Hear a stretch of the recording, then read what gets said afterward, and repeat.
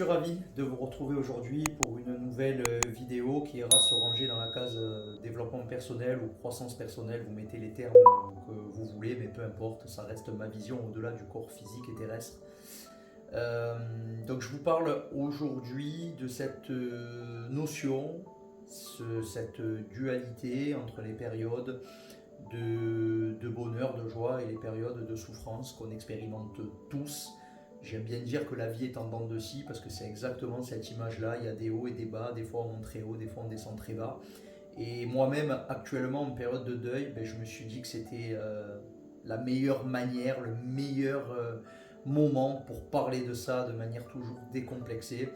C'est-à-dire que si vous aussi vous êtes dans une situation de deuil, et je le redis à chaque fois, que ce soit d'une personne, d'un être cher, d'une situation, de quelque chose de matériel, peut-être que cette vidéo elle vous donnera quelques clés, encore une fois, pour changer la vision qu'on a dessus, et c'est très dur à dire, mais ça tombe bien que je sois dans cet état, comme ça vous allez comprendre pourquoi je parle de changer de vision, pour créer un genre de déclic, de tremplin, de bascule, pour que cette énergie devienne un peu votre moteur et qu'elle vous aide à vous élever toujours davantage. Vous savez, on parle beaucoup de croissance personnelle et de développement personnel, mais même ces mots-là ne sont pas justes. C'est surtout une ascension personnelle de la vision, plus tournée vers l'esprit, qui va regarder la matière d'en haut, plutôt que regarder d'en bas et pas comprendre les concepts qu'on ne peut pas expliquer quand on est détaché de la matière.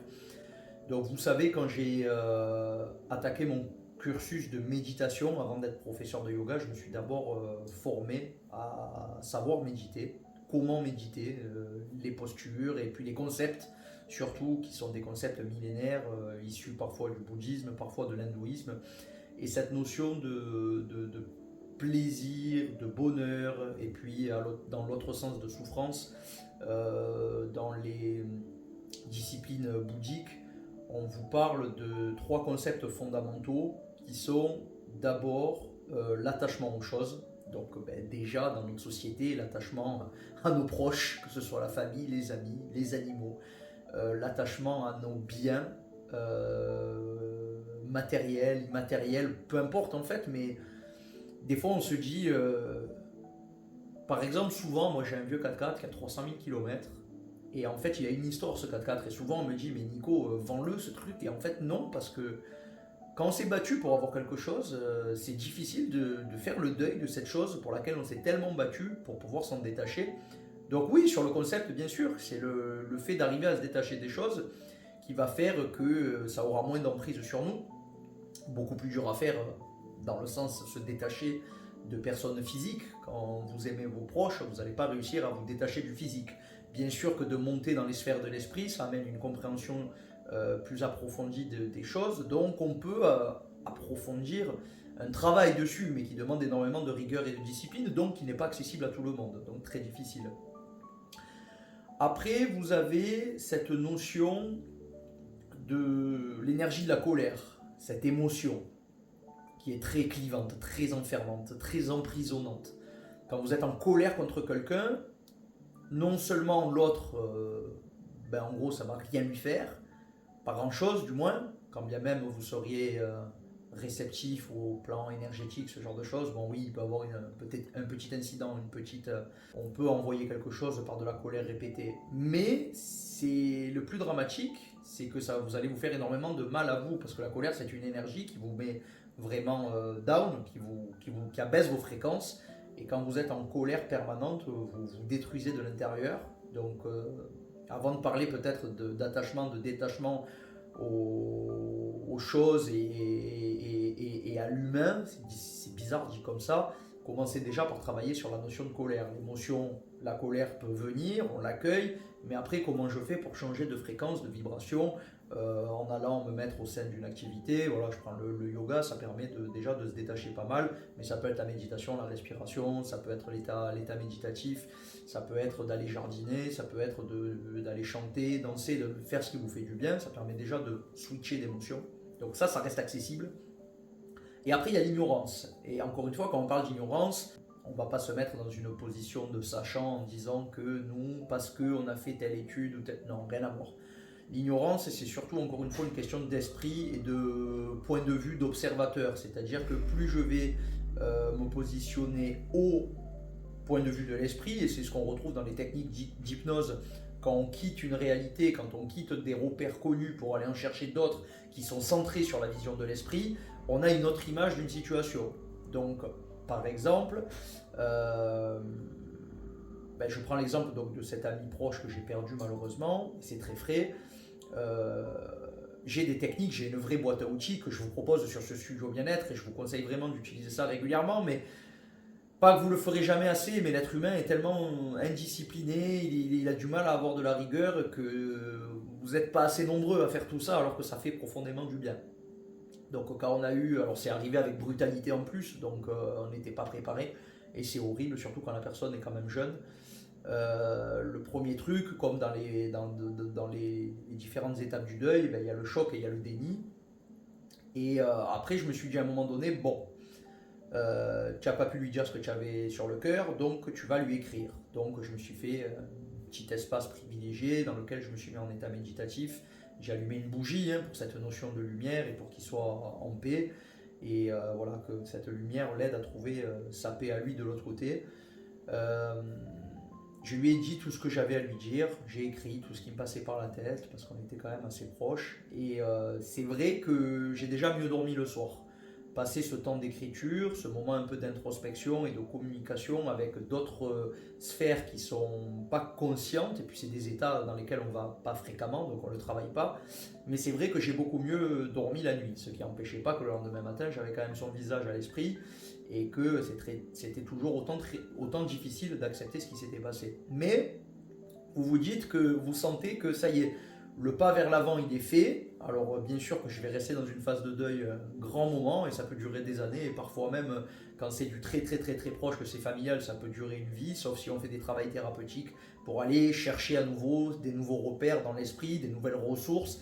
Ça peut être utile pour accepter un peu plus la situation, mais ça reste toujours autant difficile parce qu'on est des êtres humains et on est ancré en matière et c'est comme ça.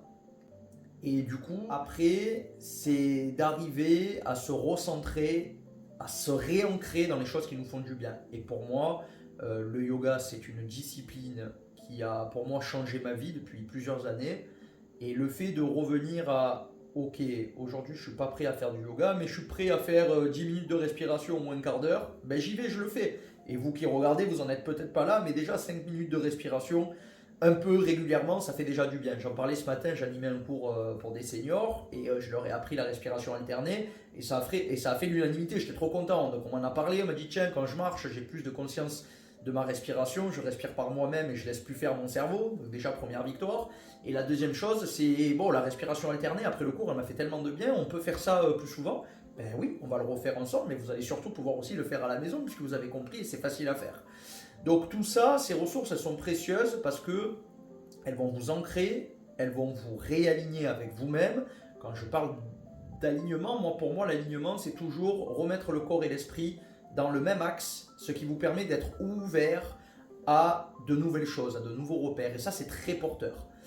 Et partant de ces trois grands principes, arriver à mieux connaître l'émotion de la colère et arriver à la faire switcher, c'est-à-dire, bon, ben, je l'accueille, je l'exprime une bonne fois pour toutes, même si je dois gueuler, ben, elle est là, mais après je sais me recentrer, arriver ben, du coup à être un peu moins ignorant sur la vision de l'esprit. Pour ça je peux faire des lectures, je peux regarder des documentaires, écouter des podcasts, je peux être abonné à une chaîne comme la mienne qui vous propose tout ça, et je trouve que c'est assez facile d'accès, mais ça en fait ayez une culture personnelle pour aller faire l'expérience de ces choses-là. Et pour moi, l'état d'hypnose, c'est quelque chose qui ouvre vraiment vers ces nouveaux repères. Et après, il va avoir le fait d'accepter, de s'exercer à se détacher de certaines choses. Donc, partez des choses peut-être les plus simples, quelque chose que vous avez dans votre placard, que vous avez dans votre cave. Faites-vous l'exercice de, ok, ben, il vous a servi pendant X temps, il est dans la cave ou dans le placard peut-être depuis un an, ben, débarrassez-vous-en. Mettez-le en vente ou allez le donner à quelqu'un ou jetez-le si vous ne pouvez pas faire mieux que ça, mais apprenez de temps en temps à faire des petits deuils de petites choses qui sont faciles d'accès pour voir ce que ça procure. Et surtout les personnes hypersensibles, parce que je l'ai aussi été, je le suis encore, mais c'est vrai que je crois que j'ai tellement traversé de choses difficiles dans ma vie là, ces dernières années, des choses avec lesquelles je ne suis pas en phase que je suis devenu un peu hermétique, je me suis fermé et du coup on a l'impression quand on me voit que Nicolas il a jamais de problème, quand on vient faire ses cours, Nicolas il a jamais de problème, mais en fait c'est juste que je vous le montre pas, c'est que quand je suis à vos côtés, je laisse mes problèmes dehors pour pouvoir vous donner un maximum en fonction de la prestation que vous attendez, que ce soit de l'hypnose, du yoga, de la méditation, du coaching, peu importe, je ne peux pas me permettre. Il y a une vraie relation entre la personne qui est accompagnée et l'accompagnant. On est tous les deux en état de stase qui fait qu'on va travailler ensemble vers des objectifs précis. Et si un des deux n'est pas bien, il y a un déséquilibre qui se fait et du coup le travail il est moins optimal que si on est deux personnes avec un bon entrain à vouloir amorcer un travail. Donc du coup tout ça pour vous dire que c'est parfois difficile pour moi en fonction, moi aussi j'ai mes problèmes, j'ai beau être coach et je travaille énormément sur moi et tout seul, donc c'est très difficile. Mais j'arrive à switcher et à me mettre dans un état pour vous accompagner, vous, à aller chercher cet état de pleine ressource. J'aime employer le terme de cet art d'aligner le corps et l'esprit dans un espace sublimé par votre quintessence, parce que c'est vraiment cette phrase-là qui a du sens. Par rapport à ce que je vous apporte, mais j'ai autant de problèmes, et voire même plus que vous. J'ai traversé des choses tellement difficiles depuis jeune, et puis j'ai pas forcément de gros soutien à part ma compagne, on va dire d'extérieur. J'ai pas énormément d'aide, donc je suis un peu livré à moi-même, mais c'est comme ça. C'est des choix que j'ai faits et je regrette rien. Mais pour vous dire que ce cheminement-là, je l'ai fait, comme vous traversez des choses qui sont difficiles. Il y a un vrai travail exigeant de rigueur et de discipline, avec aussi du lâcher-prise, ça en fait partie, et c'est paradoxal, mais dès qu'on est dans la vision de l'esprit, on est confronté à énormément de paradoxes. Donc en ce moment, j'écoute pas mal de trucs où j'entends plein de choses qui ne me conviennent pas, où les gens dénigrent les autres, parce qu'ils sont ancrés dans des points de vue très étroits au lieu d'être élargis. Moi, j'aime travailler avec tout le monde, j'aime travailler, alors, du moment que c'est bien fait, parce qu'il y a aussi, comme dans tous les métiers, des gens qu'il vaut mieux pas croiser.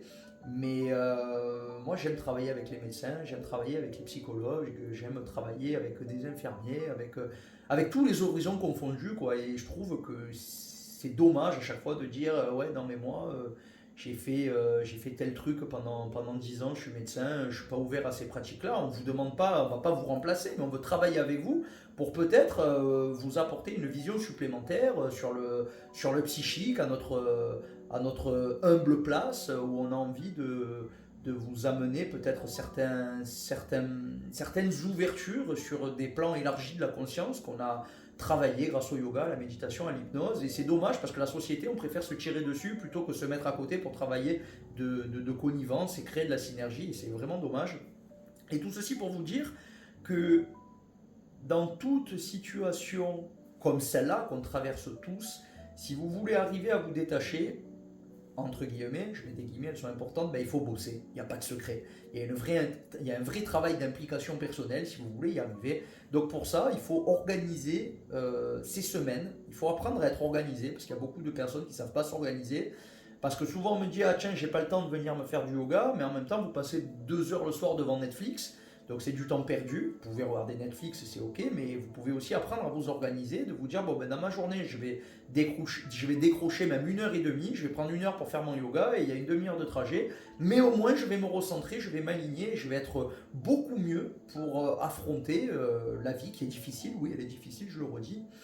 Donc tout ça pour vous dire que vous n'êtes pas seul, et n'hésitez pas à faire des commentaires sur cette vidéo si ça vous parle. Se détacher c'est très difficile et je pourrais, si ça vous intéresse, n'hésitez pas à le marquer parce qu'on pourra approfondir cette vidéo là avec d'autres trucs qui sont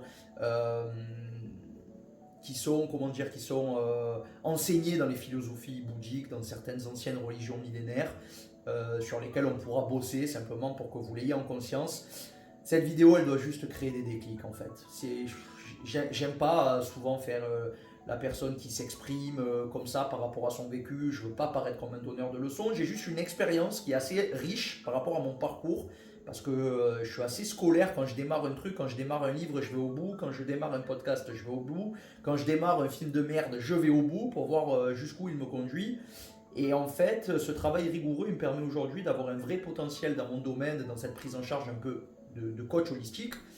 Et ça ne m'empêche pas de travailler avec des médecins, avec des psys, avec tout d'horizons confondus, avec des établissements, parce que j'aime travailler en symbiose avec d'autres corps de métier du moment qu'on part sur les mêmes bases et qu'on parle librement sans rentrer dans l'ego parce qu'il n'y a rien de pire et c'est ça qui nous fait stagner à l'échelle de la société. Donc vous me dites en commentaire si pour vous, vous avez des situations que vous traversez en ce moment qui sont difficiles, qui sont délicates, des choses que vous avez exprimées, si vous avez besoin d'avoir une autre vidéo avec des astuces pour mieux traverser certaines situations, des choses que vous avez du mal à dire. Pourquoi pas même prendre une consultation ensemble? Pourquoi pas? Ça va vous coûter 50 ou 60 euros pour une heure, que ce soit de l'hypnose, que ce soit autre chose, que ce soit juste une consulte comme ça pour parler de manière approfondie. Moi, dans une posture neutre, sans jugement, ben, peut-être que ça vous aidera à déverrouiller juste des cadenas et créer des déclics vers l'avant. Donc je vous remercie pour votre attention, je vous remercie pour toutes les personnes qui continuent de s'abonner, d'activer la cloche, de me suivre partout sur les réseaux sociaux parce que je suis assez esselé ici en Corse et j'essaye par mes vidéos d'aller toucher d'autres personnes à l'extérieur, mais c'est très difficile. Donc je fais de mon mieux et c'est ok. Dans tous les cas, prenez bien soin de vous, je vous embrasse et je serai ravi de vous retrouver pour d'autres contenus 100% bien-être. Je vous dis à bientôt, à après.